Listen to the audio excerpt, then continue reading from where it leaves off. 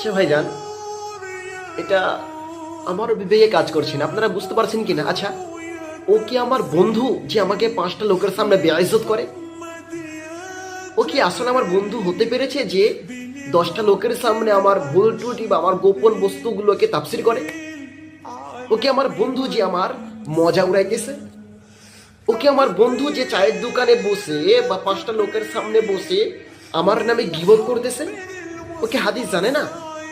রাসূল সাল্লাল্লাহু আলাইহি ওয়াসাল্লাম বলেন যে মান সাতারা আখাহুল মুসলিমা ফিদ দুনিয়া, যদি কোনো মুসলমান ভাইয়ের ভুল ত্রুটিকে গোপন করে বা লুকিয়ে রাখে এই দুনিয়ার জীবনে, পার্থিব জীবনে, তো সাতারাহুল্লাহু আযজা ওয়া জাল্লা ফিদ দুনিয়া ওয়াল আখিরাত, আল্লাহ সুবহানাহু ওয়া তাআলা তার ভুল ত্রুটিকে দুনিয়া ও আখিরাতে গোপন করবে। ও কি হাদিস জানে না?